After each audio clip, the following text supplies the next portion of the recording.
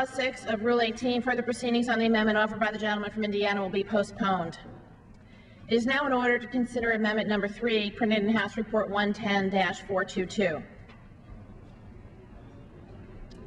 For what purpose does the gentlewoman from Wisconsin rise? The clerk will designate the amendment. Amendment Number 3, printed in House Report Number 110-422, offered by Ms. Baldwin of Wisconsin. Pursuant to House Resolution 793, the gentlewoman from Wisconsin, Ms. Baldwin, and a member opposed will each control 5 minutes. The chair recognizes the gentlewoman from Wisconsin. Madam Chair, I yield myself 3½ minutes. The gentlewoman is recognized for 3½ minutes. Thank you, Madam Chair. In the United States, the law forbids discrimination in employment on the basis of a person's race, color, sex, religion, or national origin. It forbids discrimination based on age or disability, perceived or real. These protections were not easy to achieve, but we are better for them. Today, ENDA seeks to expand the law to prohibit job discrimination against people because of their sexual orientation, and my amendment would also include gender identity. We have worked steadily over the years to rid our nation of irrational hate and fear against gay and transgender Americans that too often results in violent hate crimes, ostracism, bullying, and discrimination in employment, housing, public accommodations, or education.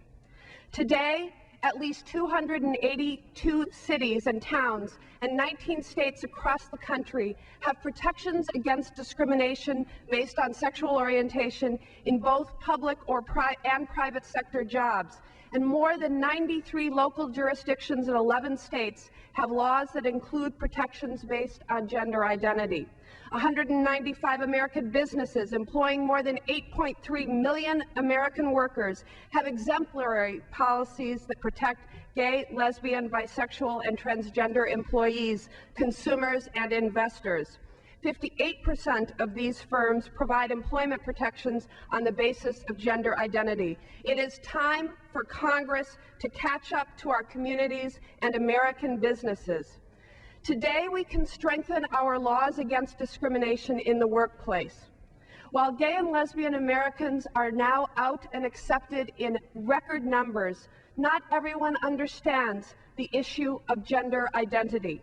Few understand how a person's body might not match their internal sense of gender. This is not a new phenomenon. It is not a fad, and it is certainly not a reason to lose one's job. Some have asked why it is essential to include protections for transgender Americans in this legislation.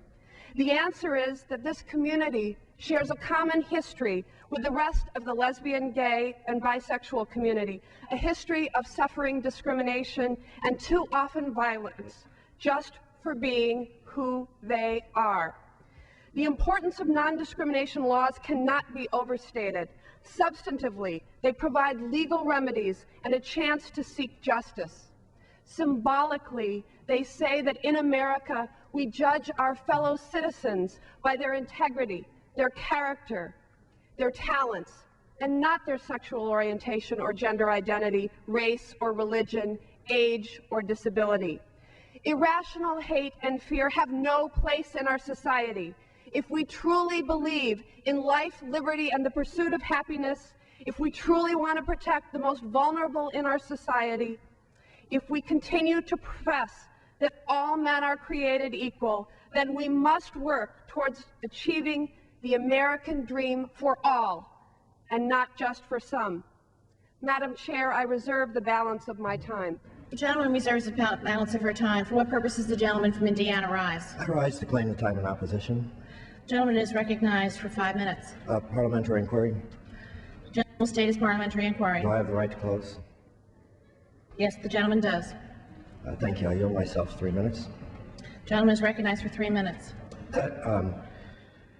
This amendment both would protect transgender in the sense of people who've had sex change operations and transvestites, people who dress up as the opposite sex, who are not covered apparently under the underlying bill.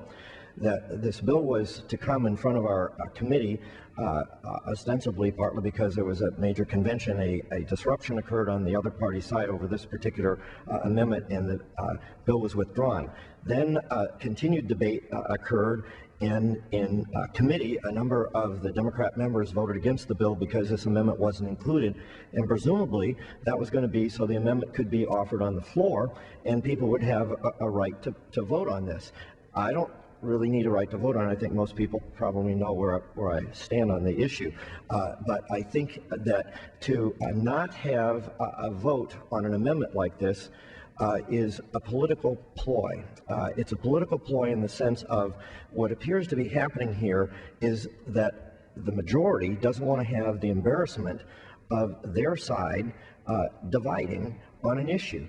Or maybe they're afraid that our people would actually vote for this amendment and put it over the top to kill the bill, but I would suggest on a vote like this, that would be extremely unlikely. I think it's more that they want to shield their members from having a difficult vote. Therefore, they can go out and tell the transgender community, oh, we tried, but in fact, in a very peculiar rule, it appears that the intention is to keep us from calling for a vote and having members actually show where they stand on this issue.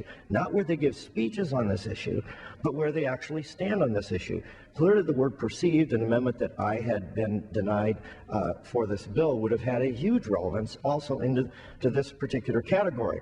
The challenge before us as we look at this, and from a conservative perspective, we've heard repeatedly today that we're from multiple speakers, from the opening debate on rules through the general debate through here, that we're eventually going to move this direction.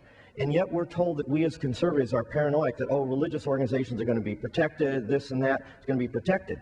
We've seen the Democrats move and add a Title VII protection that they opposed over in the faith-based for years on this House floor. We saw them add a defensive marriage clause, which they'd opposed for years.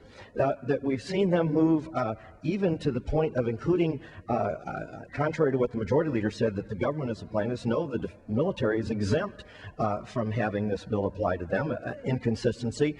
Clearly, they're willing to tolerate major changes in the majority's position in order to move the bill, which adds people to, on the other side, to ask, what's the point of moving the bill if there are this many compromises? Oh, they've been saying all day long that they're going to expand this bill. Once it becomes law, it's going to go to court to resolve the different things. Hence, some of us believe that many of the things that were added today, I yield myself one additional minute. Gentleman's recognized for 1 minute. That many of the things that were added today on the marriage clause, on the religious exemption clause, the blocking of this amendment to be offered, were to make a bill more palatable. As my friend, the chairman of Financial Services, said, you can't get everything in the first thing. It's to make it more palatable, to in effect move it in place. And this isn't the end of the day here. This is the start of a move that many of us who just simply don't approve of the lifestyle. There are many different things that don't approve of, but this is a deeply held position of faith by millions of Americans.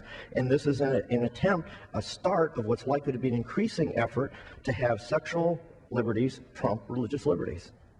I reserve the balance of my time. Gentleman reserves his time. Gentleman from Wisconsin. Thank you, Madam Chair. I yield myself the balance of my time. Gentlewoman is recognized for 1.5 minutes. My amendment reflects my belief that we should be acting on an inclusive ENDA, covering both sexual orientation and gender identity.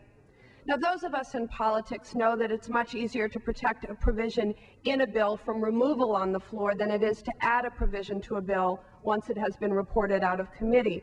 And this amendment is no exception to that rule.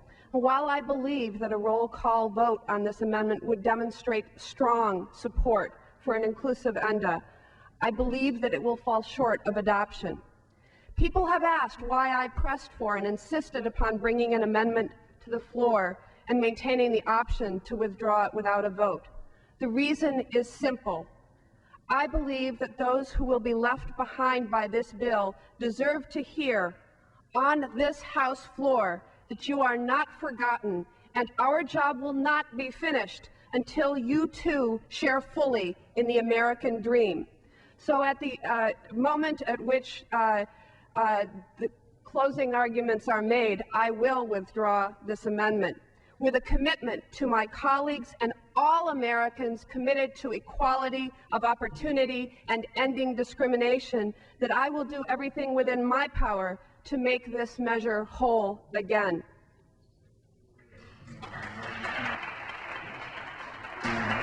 Gentleman yield back her time. If I withdraw right now, I will preclude the gentleman from making his closing. I do not want to preclude him from doing that, so I will just wait to withdraw until he is finished with his remarks. Otherwise, Gentleman he'd from be Indiana Parliamentary inquiry, do not, I have the right to close since I'm has the defending. right to close. Gentleman has 1¼ minutes remaining. I'll reserve the balance of my time until it's yield back. I have the right to close. The gentlewoman from Wisconsin's time has expired. Gentleman from Indiana. I strongly oppose this amendment. I believe the majority of the House opposes this amendment. I yield back the balance of my time and call for a recorded vote. For what purpose does the gentlewoman from Wisconsin rise? I withdraw the amendment. The amendment is withdrawn. Madam, Pursuant to Clause 6 of Rule 18. Parliamentary inquiry. Gentleman will state his inquiry. Since I moved for a recorded vote before the amendment was withdrawn because I had the right to close, how did she get recognized over my motion?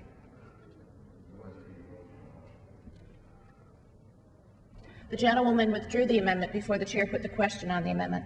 But why did you recognize her when I had the right to close? Gentleman had yield back his time.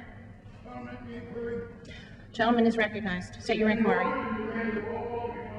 Put the voice vote? No. Thank you.